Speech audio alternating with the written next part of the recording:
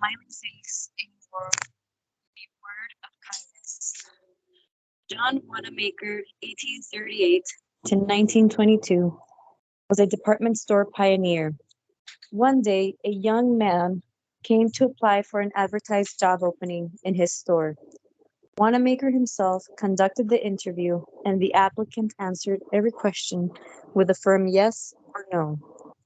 He was a strapping young man with impressive academic credentials, and no one present at the interview doubted he had nailed the job. Even so, Wanamaker turned him down. "You seem like a fine fellow," commented one of Wanamaker's aides. "Was there something about him you didn't like?" Wanamaker explained. "He answered all my questions with a plain yes and no instead of yes, sir, no, sir. If he doesn't know enough to be polite to me, I doubt he would treat customers with a proper consideration. In my store, the customer always comes first.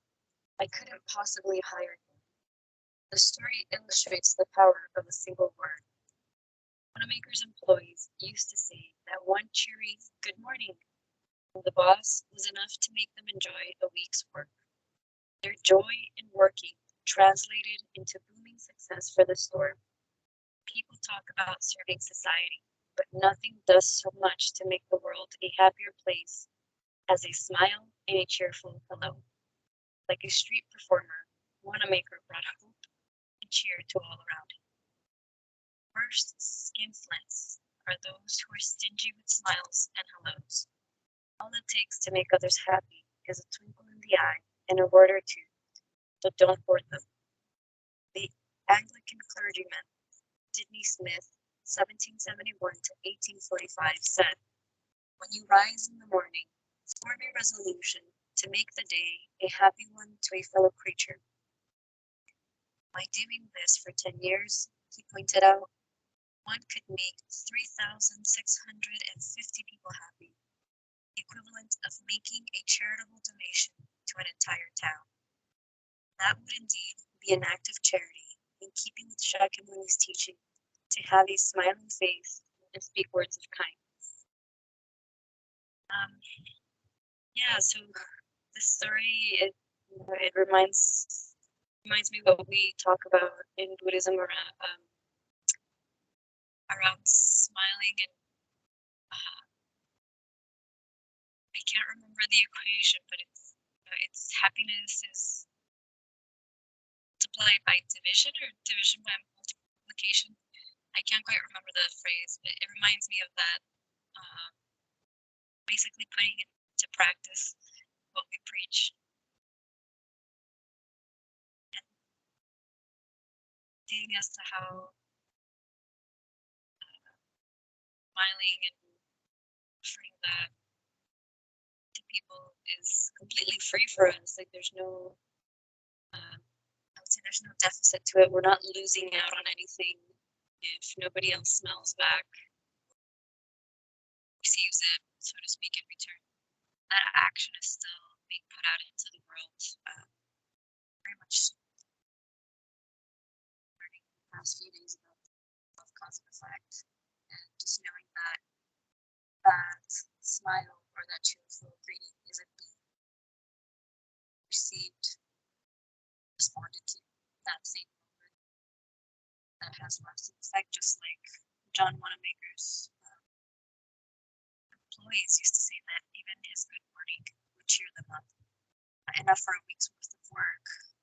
But just knowing that keeping that positive attitude and creating those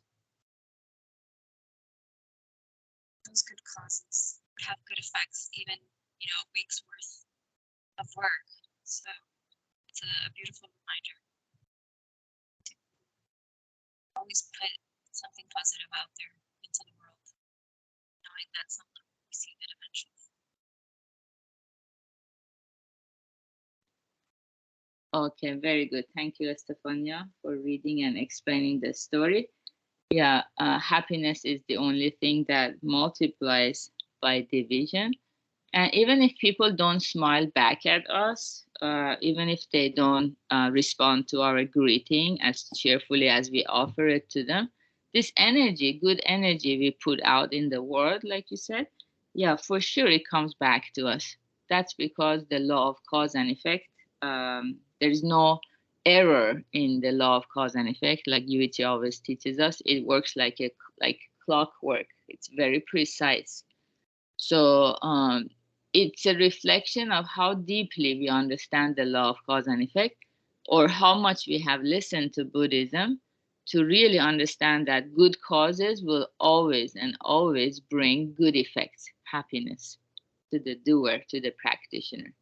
So it's a great message to smile and offer cheerful greetings, and that will translate into people around us also becoming more motivated and enthusiastic and planting their good seeds of happiness so they can receive also more and more results of happiness. So thank you very much for volunteering. And good job, everyone, for dedicating 30 minutes of your time to this practice for our mental health as well as spiritual growth. Today is Friday, so we're going to have the Meaning and Purpose Lab at 3 p.m. Pacific time. Have a beautiful Friday. Bye-bye.